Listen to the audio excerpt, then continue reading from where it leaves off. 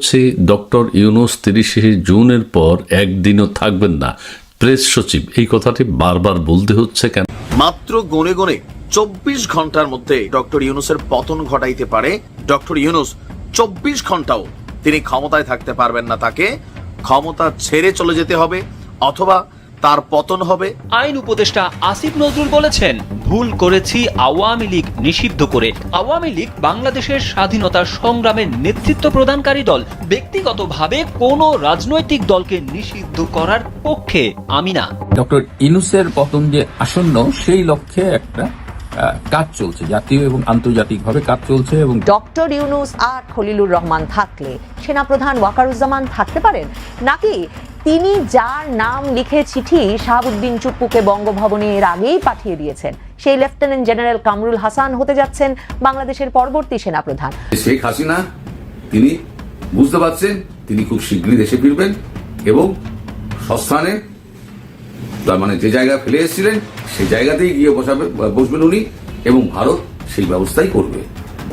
আরও ভয়ঙ্কর চিন্তার বিষয় হচ্ছে এনসিপি, জাতীয় নাগরিক পার্টি, ডক্টর মোহাম্মদ ইউনূসের দল, সরকারের দল। তারা এখনো পর্যন্ত এই ইস্যুতে একটা কথা বলেনি, একটা কথাও না। তাহলে কি আমরা বুঝতে পারছি যে সংযোগটা কোথায়?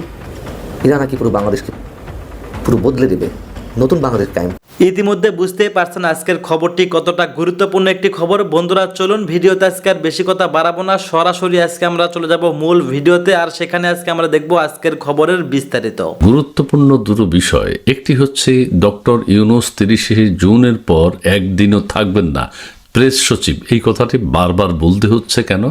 আর দ্বিতীয়টি হচ্ছে বলে নেই, সেটি হচ্ছে কেউ কেউ বলছেন প্রফেসর ডক্টর মোহাম্মদ ইউনূস তিনি যে পদত্যাগের চিন্তা ভাবনা করেছিলেন, যদি তিনি পদত্যাগ করেই ফেলতেন তাহলে কিন্তু তার জন্য অনেক ভালো হতো।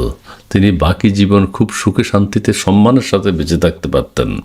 সেটি হচ্ছে কেমন, যে জনগণ তখন ভাবতো হায় রে ইউনূস সাহেবকে কাজ করতে দিচ্ছে না। ইউনূস সাহেব যেমন বলেছেন তিনি স্বাধীনভাবে যদি কাজ করতে না পারেন তিনি পদত্যাগ করবেন। তিনি ওই 8 তারিখে, অগাস্টের 8 তারিখেও বলেছেন এয়ারপোর্টে, এখনও বলছেন যে তাকে স্বাধীনভাবে কাজ করতে দেওয়া হচ্ছে না, অথবা অর্থাৎ বন্দর লিজ দেয়া, করিডোর দেয়া, এই সেই করা, উনি যা করছেন আর কি দেশ বিরোধী, সেটা তিনি স্বাধীনভাবে করতে পারছেন না। সে যাই হোক, পদত্যাগ যদি করে ফেলতেন দেশের মানুষ মনে করতে হাইরে অনেক ভালো কিছু করতে চেয়েছিলেন তিনি, ওই যে করিডোর দিয়ে বন্দর দিয়ে ভালো কিছুই করতেন, তাকে স্বাধীনভাবে কাজ করতে দেয়া হচ্ছিল না, তিনি পদত্যাগ করেছেন, তার সম্মান অনেক গুণ বেড়ে যেত। কিন্তু তিনি পদত্যাগ না করে এখন আবার ফিরে এসছেন। এখন কেউ কেউ বলছেন তিনি আগের চেয়ে অনেক বেশি অ্যাগ্রেসিভ হয়ে যাবেন, এখন অনেক বেশি একক সিদ্ধান্তে এখন দেশ ধ্বংসের কাজ করবেন। এই গেল একটা। দ্বিতীয় কথা হচ্ছে বারবার কেন 30শে জুনের কথা বলা হচ্ছে, বারবার এটার রহস্যটা কি? ওয়াই 30শে জুন? কেন নয় 30শে জুলাই? কেন নয় 30শে আগস্ট আগামী বছরের? সেটা কেন বলা হচ্ছে না? কেন নয় যে 30শে মে? কেন নয় যে 28শে ফেব্রুয়ারি? সে কথাটা কেন বলছেন না? 30শে জুন বলার কারণটা কি? 26-এর 30শে জুন তার রহস্য ওই প্রেস উপদেষ্টা, প্রেস সচিব আর ওই প্রধান উপদেষ্টাই জানেন। এরা দুজনই বারবার বলছেন। কিছু কিছু আবার আমাদের রেজওয়ানা আপাও জানেন যে উনি আবার অন্য কথা বলেন, ওনারা নির্বাচনের জন্য আসেননি। যাই হোক, প্রধান উপদেষ্টার প্রেস সচিব আজকেও কথাটি বলেছেন 30শে জুনের বেশি একদিনও থাকবেন না। প্রধান উপদেষ্টার প্রেস সচিব শফিকুল আলম বলেছেন ডক্টর ইউনূস 30শে জুনের পর একদিনও থাকবেন না। আচ্ছা, কেউ তো 30শে জুন পর্যন্ত যেতে বলছেন না, সবাই বলছেন ডিসেম্বরে নির্বাচন হোক, ডিসেম্বরে নির্বাচন করে উনি আগে চলে যেলে ভালো, উনি রেস্ট নিতে পারবেন। ভালো না? অবশ্যই ভালো। তার শরীর স্বাস্থ্যের দিকে তিনি খেয়াল রাখতে হবে। অবসর জীবন কাটাবেন, বই লিখবেন, ক্ষুদ্র ঋণ বিতরণ করবেন, ফাউন্ডেশন করবেন, 30 প্রচার করবেন, সারা সোশ্যাল বিজনেস প্রচার করবেন। কেন তিনি 30শে জুন পর্যন্ত যেতে চাচ্ছেন? 30শে জুনে যাওয়ার রহস্য কি, এটা কিন্তু বের করা যাচ্ছে না। রোববার 25শে মে মানে আজকে প্রধান উপদেষ্টার সঙ্গে বিভিন্ন রাজনৈতিক দলের 20 জন নেতার সঙ্গে সাক্ষাৎ ও বৈঠক শেষে সাংবাদিকদের এই কথা বলেন। তো 20 জন নেতার সঙ্গে বিএনপি যে বারবার বলছে 30শে ডিসেম্বরের মধ্যে নির্বাচন, ডিসেম্বরের আগেও সম্ভব, সেই কথাটার কি হবে? দেশের প্রধান রাজনৈতিক দল এখন বিএনপি, বিএনপি নেতা তারেক রহমান বলেছেন যে ডিসেম্বরের মধ্যে নির্বাচন হতে হবে। গয়েশ্বরচন্দ্র রায় বলেছেন তিনি দেহ ত্যাগ করলেও পদত্যাগ করবেন না, মানে দেহ ত্যাগ করলেও পদত্যাগ করবেন না, আর যে কোনো মুহূর্তে 24 ঘন্টার মধ্যে তাকে উৎখাত করা যায়, কিন্তু তারা সেটা করবেন না। তারা চান ডক্টর ইউনূস সফল হন। কিন্তু 30শে জুন বারবার আসে কেন? বিএনপি 30শে জুন চাচ্ছে না, বিএনপি চাচ্ছে ডিসেম্বরের মধ্যে। তাহলে সেটার সমাধান কি? তিনি বলেন প্রফেসর ইউনূসকে সবাই সমর্থন জানিয়েছে। সবাই সমর্থন কিভাবে জানালো? সবাই সমর্থন কিভাবে জানালো এটা তো বোঝা যায় না। বিএনপি তো এখনও বলছে, বিএনপির হাইকমান্ড থেকে বলা হয়েছে ডিসেম্বরের মধ্যে নির্বাচন দিতেই হবে। আমরা যে সংস্কার করছি, আমরা যে বিচার কাজ শুরু করেছি, নির্বাচনের কার্যক্রম শুরু করেছি, সেটাতে তারা সম্পূর্ণ সমর্থন জানিয়েছে। আমি জানি না এটা কতটা সত্য, এটা আপনারা বুঝবেন। হ্যাঁ, তারা বলছেন যে অন্তর্বর্তীকালীন সরকার ও প্রধান উপদেষ্টার পাশে থাকবেন। বিএনপি কি সেটা বলেছে? বা অন্যান্য ছোটোখাটো রাজনৈতিক দল সবাই কি একই কথা বলেছে? জানি না। প্রেস সচিব সাহেব তার পবিত্র মুখ দিয়ে যা উচ্চারণ করেছেন সেটাই আমাদেরকে শুনতে হবে। শফিকুল আলম বলেন আরও অনেকগুলো বিষয়ে কথা হয়েছে, নির্বাচন নিয়ে কথা হয়েছে, সংস্কারের বিষয়ে কথা হয়েছে। প্রধান উপদেষ্টা আবারও জানিয়েছেন, প্রধান উপদেষ্টা জানিয়েছেন ডিসেম্বর থেকে জুনের মধ্যে নির্বাচন করবেন। এই কথাটা শুনতে শুনতে শুনতে ভাইরে, এত মানুষ এত কথা বলছে, দেশবাসী এরকম চাচ্ছে, একটু নড়াচড়া করলে অসুবিধাটা কোথায়? এটা রিজিট থাকতে হবে কেন? কেন বলতে পারবেন না একটু? আচ্ছা ঠিক আছে, আমরা ফেব্রুয়ারিতে দেব, আচ্ছা ঠিক আছে আমরা মার্চে নির্বাচনটা করি। এক চুলও তো নড়ছেন না, ওয়াই? সমস্যা তো এখানেই। অথবা আমরা ঠিক আছে ডিসেম্বরও না, আমরা নভেম্বরে দিয়ে দিব নির্বাচন। আরও মহৎ হয়ে যাবেন তিনি, আরও ভালো মানুষ হয়ে যাবেন তিনি, সবাই তাকে অ্যাকসেপ্ট করবে। ওরে বাপ রে বাপ, এই বছরের নভেম্বরেই তিনি নির্বাচন দিয়ে দিয়েছেন। ক্ষমতার প্রতি তার কোনো লোভ নেই, এটা মানুষ বুঝতে পারত, কিন্তু তা না। 30শে জুনের পরে একদিনও যাবেন না। প্রধান উপদেষ্টা আরও জানিয়েছেন ডিসেম্বর থেকে জুনের মধ্যে নির্বাচন করবেন, 30শে জুনের পরে যাবেন না। এতে সবাই সন্তোষ প্রকাশ করেছে। কেমনে কি আমি জানি না, সবাই কি সন্তুষ্ট? I don't know. আপনারাও নিশ্চয়। আচ্ছা যাক, ইউনূস সাহেবের শুভ বুদ্ধি উদয় হোক। একটা হলো, তিনি যদি ডিসেম্বর না, এই বছরের নভেম্বরে নির্বাচন করে দেন বা অক্টোবরেই নির্বাচন করে দেন, তিনি হিরো হয়ে যাবেন। তিনি যদি পদত্যাগ করেই ফেলতেন তাহলে দেশবাসীর মনের কোঠায় আবার তিনি স্থান পেতেন। দেশবাসী মনে করতো আহারে, থাকলে জানি কি হইতো, অনেক কিছু করে ফেলতে পারতো, তাকে কাজ করতে দেয়নি, তিনি পদত্যাগ করে ফেলছেন। কিন্তু দুটোর একটাও তিনি করছেন না। কাজেই ভালো কিছু তিনি করবেন বলে কোনোভাবে আশা করা যায় না। 9 মাস আমরা দেখেছি, আপনারা দেখেছেন, 9 মাসে তিনি কি বিশৃঙ্খল অবস্থা দেশে তৈরি করেছেন। আগামীতে এই বিশৃঙ্খলা উত্তর আরো বৃদ্ধি পাবে। 5ই অগস্ট এত মিলেমিশে এক হয়ে একটা ষড়যন্ত্র করে আগের শেখ হাসিনা সরকারকে সরালেন, কিন্তু কি এমন ঘটনা ঘটলো যে ডক্টর ইউনূস আর সেনাবাহিনী, বিশেষ করে সেনা প্রধান জেনারেল ওয়াকার এখন একদম মুখোমুখি দাঁড়িয়ে গেছেন। তাদের সেই বন্ধুত্বপূর্ণ সম্পর্ক এখন একেবারে সাপে নেউলে সম্পর্কে পরিণত হয়েছে। আমার খুব ঘনিষ্ঠ সূত্র জানিয়েছে যে সেনা প্রধান জেনারেল ওয়াকার প্রায়শই বলতেন যে তিনি সরকার প্রধান নয়, তিনি সেনা প্রধান, এবং তিনি ডক্টর ইউনূসের কথা মতোই কাজ করবেন, তার কথার বাইরে যাবেন না। এগুলো কিন্তু বেশি দিন আগের কথা নয়, কিন্তু এখন সেই সেনা প্রধান এমন এমন কথা বলছেন এবং তার প্রতিক্রিয়ায় ডক্টর ইউনূস এমন এমন হাস্যকর কাণ্ড করছেন। সর্বশেষ পদত্যাগ নাটক নামে যে কমেডি করলেন। তো এখন স্বভাবতই অনেকের কাছে প্রশ্ন যে কি এমন হলো যে দুই ক্লোজ মানুষের ভেতরে এতটাই ফাটল ধরেছে সম্পর্কে। আমরা এই বিষয়ে আমি বেশ বলা যায় ছোটখাটো একটা গবেষণাই করেছি এবং খোঁজ নিয়ে দেখলাম যে ডক্টর ইউনূসের সাথে সেনাবাহিনীর এবং সেনা প্রধানের বিশেষ করে প্রথম বিরোধটা শুরু হয় জাতিসংঘের ফ্যাক্টস ফাইন্ডিংস কমিটির রিপোর্ট নিয়ে। এই যে জাতিসংঘ জুলাই আগস্টের যে ষড়যন্ত্র, সেই সময়ের যে আন্দোলন হয়েছিল তার উপরে একটা তদন্ত করেছে এবং সেই তদন্তে তারা সেনাবাহিনীর কোনো মতামত নেয়নি, সেনাবাহিনীর সাথে দেখা করেনি, এবং রিপোর্টে লেখা আছে যে সেনাবাহিনীর সাথে যোগাযোগের জন্য সরকার তাদের অনুমতি দেয়নি। তো এটি সেনাবাহিনীকে ভীষণ ক্ষুব্ধ করেছে।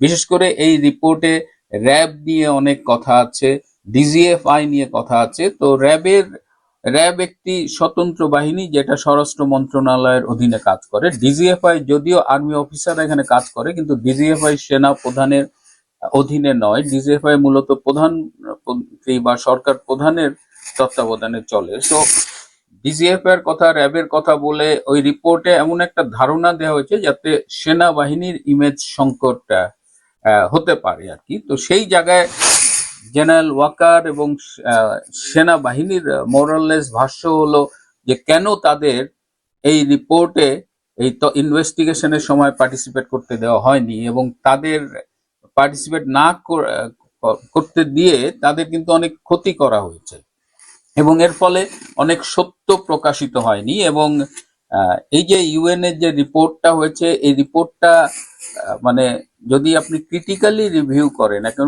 খুঁটিয়ে খুঁটিয়ে বিশ্লেষণ করেন, এটা খুবই নিম্নমানের একটা রিপোর্ট এবং খুবই পক্ষপাত দুষ্ট একটা রিপোর্ট। যখন আমি বলি পক্ষপাত দুষ্ট রিপোর্ট, নিম্নমানের রিপোর্ট, তখন আমি আপনাদের একটু জানিয়ে রাখি যে আমি 25 বছর ধরে এই যে সায়েন্টিফিক এভিডেন্স কিভাবে ক্রিটিক্যালি রিভিউ করতে হয় এই বিষয়টি শুরুতে আমি শিখেছি এবং পরবর্তীতে এটা আমি দীর্ঘকাল পড়িয়েছি। সো আমি বোধহয় কিছুটা হলেও জানি বা ধারণা করতে পারি, এবং সেই দৃষ্টিকোণ থেকে আমি যখন জাতিসংঘের এই তদন্ত দলের ফ্যাক্ট ফাইন্ডিং রিপোর্টটা পড়েছি, আই ওয়াজ ভেরি শকড যে জাতিসংঘের মতো একটা সংগঠনের এরকম নিম্নমানের অখাদ্য রিপোর্ট যে দিতে পারে, এটা আমি কষ্ট পেয়েছি। তো ন্যাচারালি সেনাবাহিনী এটা নিয়ে ক্ষুব্ধ হয়েছে, তারা সেনাপ্রধানকে জানিয়েছে, সেনাপ্রধান ব্যক্তিগতভাবেও বিষয়টা পছন্দ করেনি। এটা দিয়ে তাদের কিন্তু সম্পর্কের ফাটলটা শুরু, আর সম্পর্কের ফাটলের একদম শেষে গিয়ে দাঁড়িয়েছে এই করিডোর আর বন্দর। আপনারা জানেন যে বন্দরের সাথে বাংলাদেশ নৌবাহিনীর একটা সম্পর্ক আছে, আবার বাংলাদেশে এই যে করিডোর দেবে তার সাথে সেনাবাহিনীর একটা সম্পৃক্ততা আছে। তো এই দুটো গুরুত্বপূর্ণ বিষয় সেনাবাহিনী নৌবাহিনীকে সম্পূর্ণ অন্ধকারে রেখে ইউনূস সরকার কিন্তু প্রসিড করেছে। এবং সেনা প্রধান যখন রাশিয়া সফর করছিলেন তখন বাংলাদেশের জন্য একেবারে নতুন ন্যাশনাল সিকিউরিটি অ্যাডভাইজার, জাতীয় নিরাপত্তা উপদেষ্টা নামে একটা পদ সৃষ্টি করে এই বিতর্কিত সমালোচিত ডক্টর খলিলুর রহমানকে এই পদে বসিয়ে দিলেন, এবং সেটির ব্যাপারেও কিন্তু সেনাপ্রধান বা কোনো বাহিনীর সাথে আলাপ হয়নি। তো হঠাৎ করে এই বাহিনীর উপরে একজনকে বসিয়ে দেওয়া এবং যেখানে কোনো আলোচনা হয়নি, তো এটিও কিন্তু সেনাবাহিনীকে ক্ষুব্ধ করেছে। এবং পরবর্তীতে ডক্টর খলিল এই ওয়াকারকে পাশ কাটিয়ে লেফটেন্যান্ট জেনারেল কামরুলকে নিয়ে কাজ করেছে, তারপরে অনেক আর্মি অফিসার নিয়ে সে ছোট একটা মিনি অফিস সাজিয়েছে। এবং ডক্টর খলিল জেনারেল ওয়াকার সম্পর্কে তার ঘনিষ্ঠ জনের কাছে বেশ আপত্তিকর মন্তব্য করেছে, সেটাও বলেছে যে ওয়াকার একটা স্টুপিড।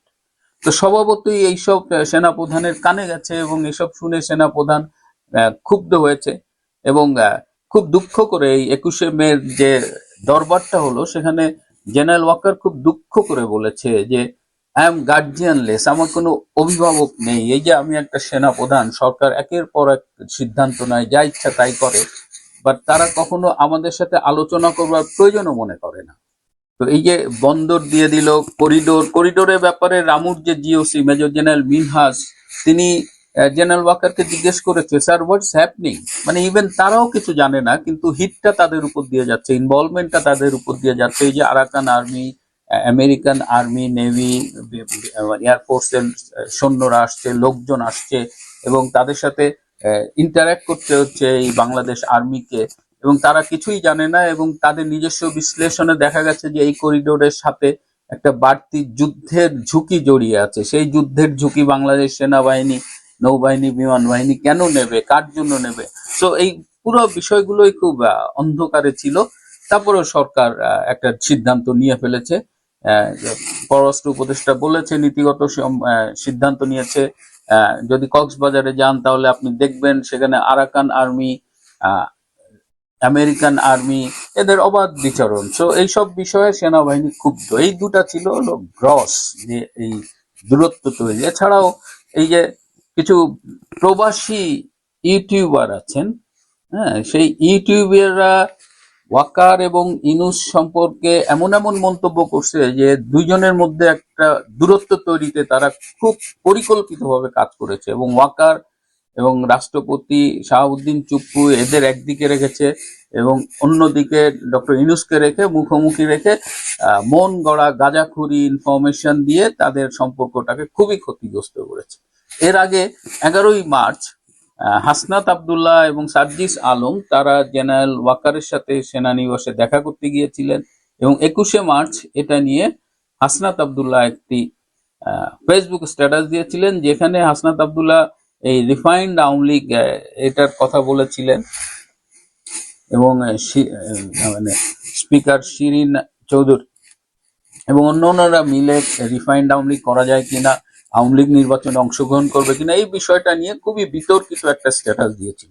কিন্তু আমি অনুসন্ধান করে জানলাম যে সেদিন হাসনাত এবং সার্জিস মূলত গিয়েছিল সেনা প্রধানের সাথে দরবার করতে, যে আগামী নির্বাচনে এনসিপি কে যেন 100টা এমপি সিট দেওয়া হয়, মানে 100টা আসনে এনসিপি কে ভোটে জিতিয়ে দিতে হবে জাতীয় সংসদ নির্বাচনে। এই তদবির করতে বেসিক্যালি গিয়েছিল, সেটাকে সম্পূর্ণ গোপন রেখে তারা মোটামুটি আশেপাশে কি কথা হয়েছে সেটাকে হাইলাইট করেছে, এবং এটাও পরিকল্পনার একটা অংশ যে এর মধ্যে দিয়ে সেনা প্রধানকে বিতর্কিত করা হয়েছে। এবং তার পরপরই আপনারা দেখেছেন যে আসিফ, এই উপদেষ্টা আসিফ আবার একটা টেলিভিশনের সাথে বলেছে যে জেনারেল ওয়াকার ডক্টর ইউনূসকে চায়নি এবং বুকে পাথর চাপা দিয়ে ডক্টর ইউনূসকে প্রধান উপদেষ্টা হিসেবে মেনে নিয়েছে। তো এই ইনফরমেশন যখন পাবলিক হয় তখন ন্যাচারালি এটি সেনা প্রধানের জন্য বিব্রতকর, এবং এই ইনফরমেশনটা সেনা প্রধান এবং ডক্টর ইউনূসের মধ্যে সম্পর্ককে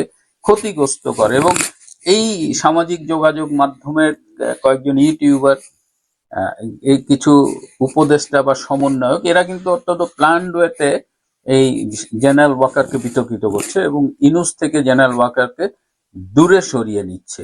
এর বাইরেও আরো কিছু সম্পর্কের সমস্যা ছিল, যেমন নির্বাচন নিয়ে মতবিরোধ আছে তাদের। সেনা প্রধান চান যে ডিসেম্বরের মধ্যে নির্বাচন করতে, জাতীয় সংসদ নির্বাচন করতে, কিন্তু এই নিয়ে ডক্টর ইউনূসের উপদেষ্টা পরিষদ নানা রকমের তালবাহানা করছেন। ইভেন গতকালও একজন ব্যক্তিগত সহকারী বললেন এপ্রিল মেতে নির্বাচন হবে, আরেকজন বললেন ডিসেম্বর থেকে জুনের মধ্যে নির্বাচন হবে আগামী বছরে। কিন্তু একটা ইন্টারেস্টিং বিষয় যে ইউনূসের উপদেষ্টা ব্যক্তিগত সহকারীরা যখন কথা বলে তারা বলে নির্বাচন হবে, কিন্তু তারা একবারও বলে না জাতীয় সংসদ নির্বাচন হবে। সুতরাং কোন নির্বাচন হবে এটাও মনে হয় তাদের একটু ক্লিয়ার করে বলা উচিত, কারণ এদের উপরে আর বিশ্বাস রাখা যাচ্ছে না, এরা চরম টাউটের মতো, বাটপারের মতো হয়ে গেছে। এছাড়া এই আওয়ামী লীগ নিষিদ্ধকরণ নিয়েও একটা সমস্যা হয়েছে, যে সেনা প্রধান এভাবে একটা রাজনৈতিক দল নিষিদ্ধ হোক সেটা চাননি, এবং তাকে বলাও হয়েছিল যে আওয়ামী লীগকে নিষিদ্ধ করা হবে না। এবং ডক্টর ইউনূস কিন্তু আওয়ামী লীগকে নিষিদ্ধ করার ব্যাপারে 3-4টা মিডিয়ায় 3-4 রকমের কথা বলেছে। এবং আপনারা দেখেছেন আওয়ামী লীগ নিষিদ্ধ করার দাবি তুলেছিল প্রথমে এনসিপি, সেখানে ইউটিউবার সব মিলায় লোক হয়েছিল 300-400। তারপরে সেখানে কিছু হুজুর নিয়ে আসা হলো, 1010 হুজুর নিয়ে এসে দাবি জানালো, এবং 1 ঘন্টার মধ্যে আওয়ামী লীগকে নিষিদ্ধ করা হলো। এটাও সেনাবাহিনী খুব ভালোভাবে নেয়নি, কারণ সেনাবাহিনী চেয়েছে যে একটা ফেয়ার এবং ইনক্লুসিভ নির্বাচন হোক, কিন্তু ডক্টর ইউনূস এই বরাবরের মতোই সেনাবাহিনী এবং জেনারেল ওয়াকারদের সবসময় এটাকে বলা যায় যে ইগনোর করছেন, উপেক্ষা করছেন। এই ক্ষেত্রে তারা উপেক্ষা করছেন।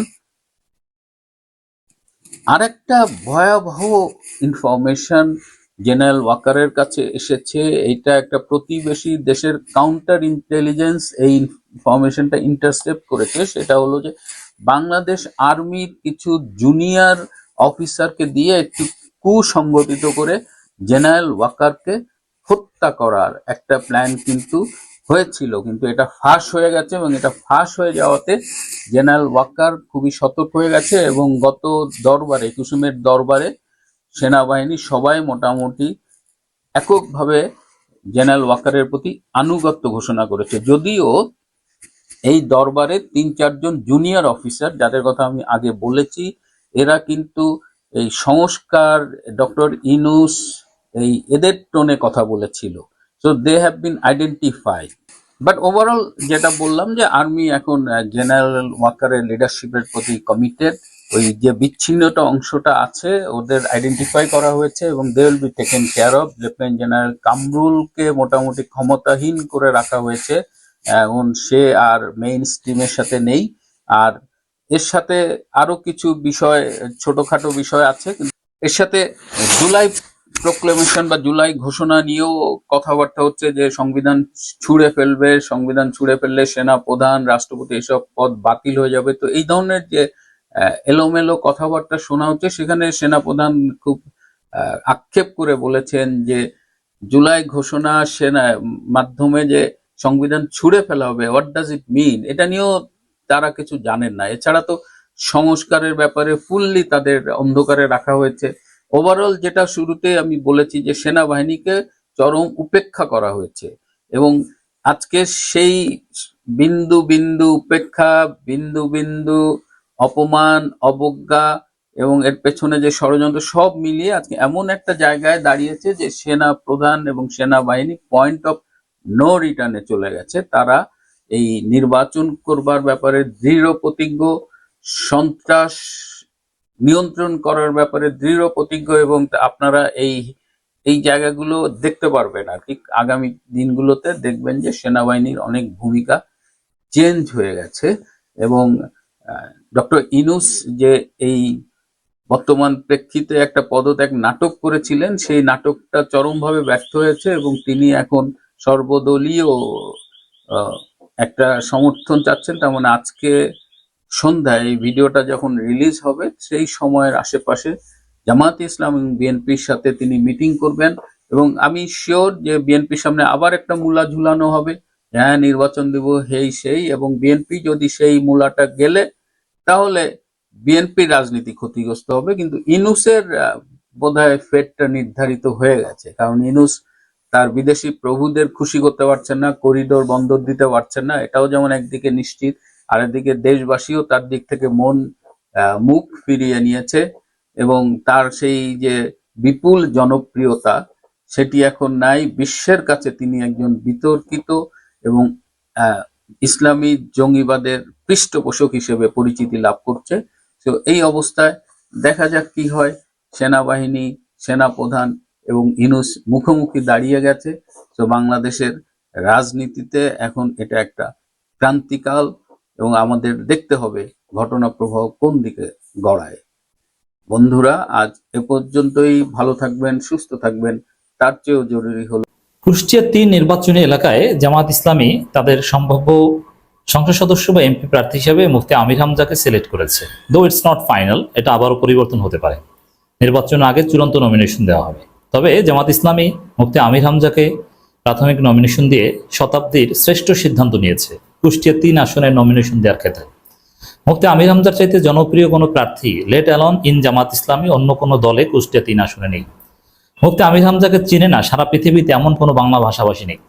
আমিরে জামাতকে যারা চিনে না তারাও আমির হামজাকে চেনে। আমির হামজা দুঃসময়ে জামাত ইসলামের নাম যেভাবে জনগণের কাছে পৌঁছে দিয়েছেন, জামাত ইসলামী শব্দটা যেভাবে প্রাসঙ্গিক রেখেছেন, জামাত ইসলামীর তার অসামান্য অবদান আছে। অনেকে তার অবদান চোখে দেখে না। শুধু জামাত ইসলামী করার কারণে বছরের পর বছর তিনি কারা নির্যাতিত হয়েছেন। জামাত না করলে তাকে কারাগারে থাকতে হতো না। আওয়ামী দুঃসময় যখন কেউ জামাতের নাম নিতে পারতো না, জামাতের বড় বড় নেতারাও যখন নিজেকে নন জামাত প্রমাণ করার চেষ্টা করতেন চাকরি বাঁচাতে, তখন আমির হামজারা সাহস নিয়ে, ঝুঁকি নিয়ে জামাত ইসলামীর নাম বলেছেন। সাধারণ জনগণের উপর আমির হামজার অসাধারণ তাসির। মানুষ আমির হামজাকে ভোট দিবে, গণজোয়ার তৈরি হবে। জামাত ইসলামের ইতিহাসে বেস্ট ডিসিশন।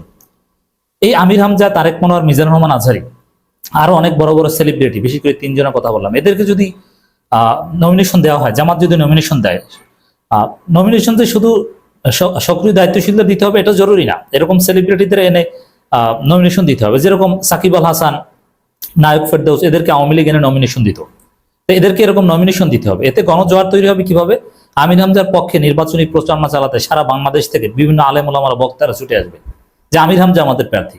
তিনি একজন আলেম, তাকে চরমনে তার বিরুদ্ধে কোনো প্রার্থী দিতে পারবে না, দিবে না। চরমনে তাকে সমর্থন দিবে, হেফাজত ইসলাম, অন্যান্য কওমি ভিত্তিক দল সবাই তাকে সমর্থন দিবে। একজন আলেমের বিপরীতে আরেকজন আলেমকে দাঁড় করিয়ে দিবে না। অতএব এটা অসাধারণ সিদ্ধান্ত হয়েছে। এখন ব্যক্তি আমির হামজার কিছু ভুল ত্রুটি, দ্যাটস ডিফারেন্ট। এটা নির্বাচনী রাজনীতিতে, ভোটের রাজনীতিতে এটা বা সাধারণ মানুষ যারা ভোট দিবে তারা এগুলো বোঝে না, তাদের কাছে আমির হামজা হিরো। অতএব সব দিক বিবেচনায় আমির হামজাকে প্রার্থী করার যে সিদ্ধান্ত, এটা যুগান্তকারী এবং ঐতিহাসিক সিদ্ধান্ত, বিয়ন্ড রিজনেবল ডাউট। যারা সমালোচনা করছেন এটা আপনাদের অধিকার।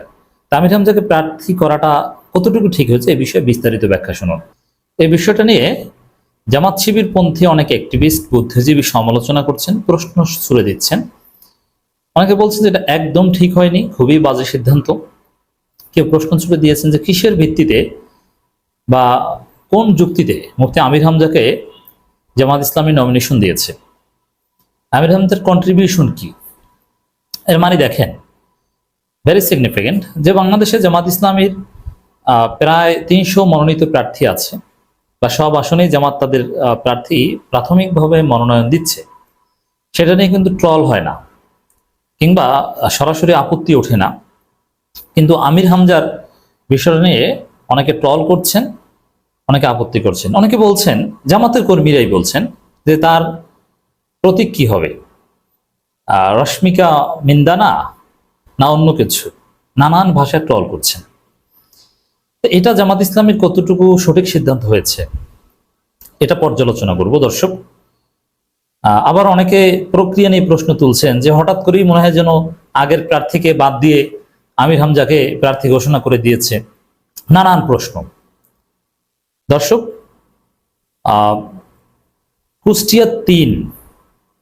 কুষ্টিয়া সদর উপজেলা নিয়ে যে আসনটি গঠিত, আমি প্রথমে এই আসনের কিছু তথ্য আপনাদেরকে দিতে চাই। মাহবুল আলম হানিফের এলাকা, সংসদের 77 নম্বর আসন এটা। এই কুষ্টিয়া 3 আসনে জামাত ইসলামী অনেক আগে ইলেকশন করেছিল এবং এখানে জামাতের ভোটার মোটামুটি, সাবেক কোনো সংসদ সদস্য এখানে ছিল না। 1991 সালে এবং 1996 সালে এখানে জামাত ইসলামী প্রার্থী দিয়েছিল। 1996 সালে মোহাম্মদ আনিসুর রহমান নামের একজন জামাত ইসলামী নেতা নির্বাচন করেছিল, তিনি 30,983 ভোট পেয়েছিলেন। এছাড়া 1991 সালেও ওই আনিসুর রহমানেই নির্বাচন করেছিলেন, তখন 27,653 ভোট পেয়েছিলেন এবং ভোটের হার প্রায় 19% ছিল। এর মানে জামাতের কিন্তু সেখানে যথেষ্ট সংখ্যক ভোট আছে, আর জামাতের ফ্লোটিং ভোটার তখন আরো কম ছিল। এর মানে প্রায় 19% ভোট বা প্রায় 20% ভোট জামাতের সেখানে আছে, ফিক্সড ভোটার। এখন 91-96-তে যদি 19-20% ভোট থাকে, তাহলে স্বাভাবিকভাবেই 2025 সালে দাঁড়িয়ে বলা যায় সেখানে মিনিমাম 30% ভোট জামাতের আছে। এর মানে জামাতের জন্য একটা সম্ভাবনাময় আসন, কোনো সন্দেহ নেই। তো দর্শক, তার মনোনয়ন দেওয়া ঠিক হয়েছে কিনা, আমি বলবো 1000 বার ঠিক হয়েছে। শুধু মুফতি আমির হামজা নয়, মিজানুর রহমান আজহারীকেও মনোনয়ন দেওয়া দরকার, এমনকি তারেক মনোয়ারকেও মনোনয়ন দেওয়া দরকার, তারা যদি রাজি হয়। তারা ফুল টাইম পলিটিক্স করে না, দরকার নেই। তবে হ্যাঁ, তারেক মনোয়ার, মিজানুর রহমান আজহারী আমার জানা মতে রোকন না, কিন্তু আমির হামজা, তারেক মনোয়ার এরা রোকন। অতএব তারা যেহেতু রোকন এবং নন রোকনও প্রার্থী হতে পারবে, অমুসলিমরাও প্রার্থী হতে পারবে, অতএব তারেক মনোয়ার এবং মিজানুর রহমান আজহারীকেও প্রার্থী করা হোক। এর কারণটা কি বা কারা কেন আপত্তি করছেন? প্রথম কথা হচ্ছে যে জামাত ইসলামের সাংগঠনিক নমিনেশন দেওয়ার যে সিস্টেম, সেই সিস্টেম পরিপূর্ণভাবে মেনে জনাব মুফতি আমির হামজাকে প্রার্থী ঘোষণা করা হয়েছে। এখানে কোনো, আর জামাতের এমন না যে সংশ্লিষ্ট অঞ্চল তত্ত্বাবধায়ক বা আমিরে জামাত মনে করলেন কাউকে প্রার্থী ঘোষণা করে দিলেন, এরকম কোনো সিস্টেম জামাতে নেই। প্রাথমিকভাবে তাদের কয়েকজনের নাম সিলেক্ট হয়, সেটার উপর ভিত্তি করে রোকনদের মনোনয়ন দেওয়া হয়, মানে মতামত চাওয়া হয়, তার উপর ভিত্তি করে প্রার্থী ঘোষণা করা হয়। এখন এর আগে কুষ্টিয়া 3 আসনে জামাতের একজন প্রার্থী ছিলেন, তিনি নিজেই শারীরিক অসুস্থতার কারণে সরে দাঁড়াচ্ছেন বলে আমাদের কাছে খবর এসেছে। এর আগেও আমির হামজাকে প্রার্থী করার একটা কথা উঠেছিল যে উপজেলা নির্বাচনে প্রার্থী করবে, কিন্তু যেহেতু ওই আসনে সংসদ সদস্য প্রার্থী, তিনি সরে দাঁড়িয়েছেন শারীরিক অসুস্থতার কারণে, এবং তার উপস্থিতিতেই সাংগঠনিক সিস্টেম মেনে পরামর্শের ভিত্তিতে আমির হামজাকে প্রার্থী ঘোষণা করা হয়েছে। অতএব আমির হামজার প্রার্থী ঘোষণা নিয়ে প্রক্রিয়াগত কোনো আপত্তি করার সামান্যতম সুযোগ নেই। এরপরে আসেন যে আমির হামজাকে নিয়ে ট্রলটা কারা করে। বেসিক্যালি আমির হামজার বক্তব্যে কিছু ভুল ভ্রান্তি, কিছু মিস ইনফরমেশন, ডিসইনফরমেশন, কিছু উদ্ভট কিছু কথা বলার কারণে মানুষ তাকে নেগেটিভলি দেখে, অনেকে তারা ট্রল করছে। আমি বলবো তার ভুল অনেক তথ্য বা ভুল বক্তব্যের সমালোচনা আমি নিজেই তীব্রভাবে করেছি এবং করব, কিন্তু আমির হামজার যে জনপ্রিয়তা, তার যে পরিচিতি, তার যে গ্রহণযোগ্যতা, তার ধারে কাছেও কুষ্টিয়া জামাতের কোনো নেতাকে কেউ দেখাতে পারবেন না।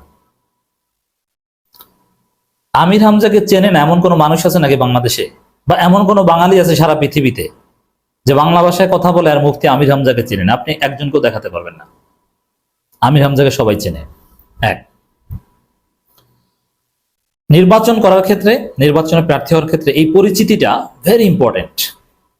পরিচিতি দেখেই মোস্টলি নির্বাচনে প্রার্থী দেওয়া হয়, কারণ গণতান্ত্রিক নির্বাচনে জিতে আসতে হলে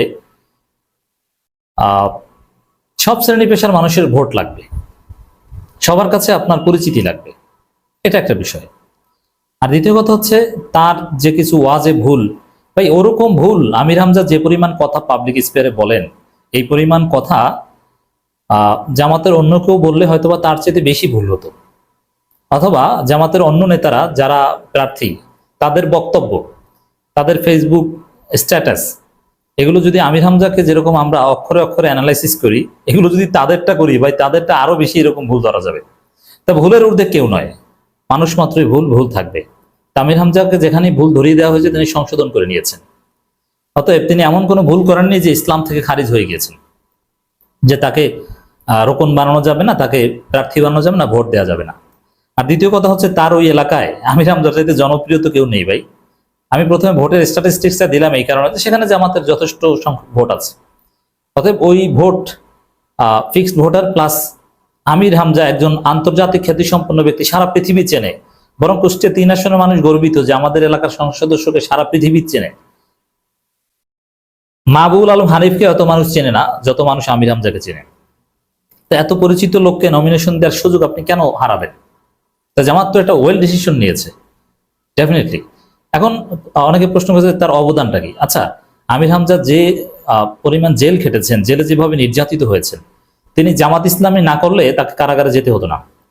তিনি হেফাজত বা অন্য কোনো দল করেন না, তিনি স্টুডেন্ট লাইফ থেকে শিবিরের সাথে জামাতের সাথে সম্পৃক্ত, এবং প্রতিকূল পরিবেশে তিনি যেভাবে জামাত এবং শিবিরের কথা ওয়াজ মাহফিলও বলেছেন, খুব কম মানুষ শহীদ আব্দুল কাদের মোল্লার কথা বিভিন্ন সময় বিভিন্ন বিষয়ে যেটা বলেছেন, এটা জামাতের অনেক বড় বড় নেতাও সাহস করে বলতে পারেনি পাবলিক স্পেয়ারে।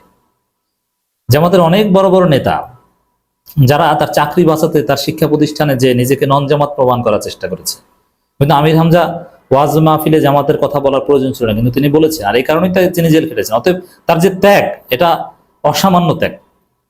তিনি নির্যাতিত মজলুম একজন আলেমে দিন হিসেবে তিনি নমিনেশন ডিজার্ভ করেন, আর তার এলাকার মানুষ তাকে ভালোবাসে, পছন্দ করে।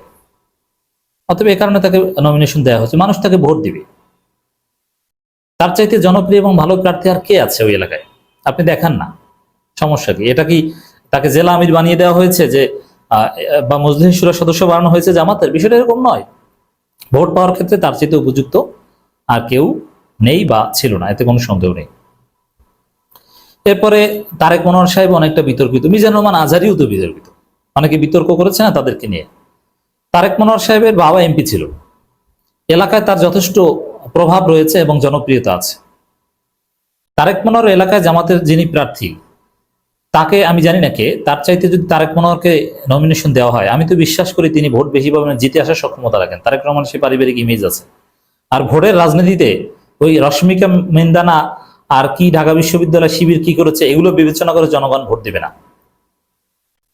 আমির হামজার জনপ্রিয়তা এটা একটা আল্লাহর রহমত। এবং আরেকটা বিষয় আমি স্পষ্ট করে বলি, দেখেন আমির হামজার বক্তব্যের যে তাসির, এটা অসামান্য। সাধারণ মানুষ, কৃষক, শ্রমিক, মেহনতি মানুষ আমির হামজার বক্তব্য যেভাবে তাদের হৃদয়ে আঘাত করে, তাদের মাথার মধ্যে কাজ করে, এবং আমির হামজার বক্তব্যের যে প্রভাব পড়ে, তিনি এমনভাবে উপস্থাপন করতে পারেন, তার বয়ানে একটা জাদু রয়েছে। এবং আমির হামজা যে খুলুসিয়াত, ওয়াজ মাহফিলের টাকা পয়সা নেওয়া নিয়ে অধিকাংশ জামাতি বক্তা বিতর্কিত, কিন্তু আমির হামজা এমন ব্যক্তি যে টাকা পয়সা নিয়ে তিনি কোনো বিতর্ক করেননি কিংবা তার শরীরে কোনো কাদা লাগেনি। টাকা না দিলেও কিছু না, টাকা যা দেয় তিনি নিয়ে যান। অথচ তিনি চাইলে চুক্তি করে বড় অ্যামাউন্টের টাকা নিতে পারেন। তবে তাকে ঘিরে অনেকে ব্যবসা করছে, কিন্তু তিনি নিজে এই টাকা পয়সার কেন্দ্রিক ঝামেলা থেকে মুক্ত, ক্লিন ইমেজের। তার জীবনে কোনো একজন এমপি নমিনেশনের ক্ষেত্রে তিনি দুর্নীতি করেছেন কিনা, কোনো আকাম করেছেন কিনা, কোনো কেলেঙ্কারি আছে কিনা, এই বিষয়গুলো বিবেচনা, ঋণ খেলাপি কিনা, তো কোনো দোষে আমির হামজা দুষ্ট না। অতএব আমির হামজাকে নিয়ে আজকে যারা প্রশ্ন তুলছে বা অভিযোগ করছে যে কেন প্রার্থী দেওয়া হলো, আশা করি জবাব পেয়েছেন যে আমির হামজার যে ত্যাগ জামাতের, যে যতদিন জেল খেটেছেন জামাত করার কারণে, অতদিন ওই এলাকার জেলা আমিরও জেল খাটেনি। আমি জেলা আমির, এটা মহান দায়িত্ব, বড় দায়িত্ব, আমি সেটাকে ছোট করছি না। কিন্তু আমির হামজা জামাতপন্থী সেলিব্রিটি হওয়ার কারণে, বক্তা হওয়ার কারণে তাকে অনেক নির্যাতনের শিকার হতে হয়েছে। আমির জামাত তাকে মূল্যায়ন করেন। তার মতো খালেস এবং তার মতো জনপ্রিয় সৎ লোক পাওয়া কঠিন। ধন্যবাদ প্রিয় দর্শকবৃন্দু, আমাদের ফুল ভিডিওটি দেখার জন্য আপনাকে জানাই অসংখ্য অসংখ্য ধন্যবাদ। তো বন্ধুরা, আজকের এই নিউজটি দেখে আপনাদের কি মতামত অবশ্যই কমেন্ট বক্সে কমেন্ট করতে ভুলবেন না। আর হ্যাঁ, এমন নিত্য নতুন আপডেট খবর সবার আগে পেতে চাইলে এখনই আমাদের এই পিচ্চি সাকিব ইউটিউব চ্যানেলটি সাবস্ক্রাইব করুন। ধন্যবাদ।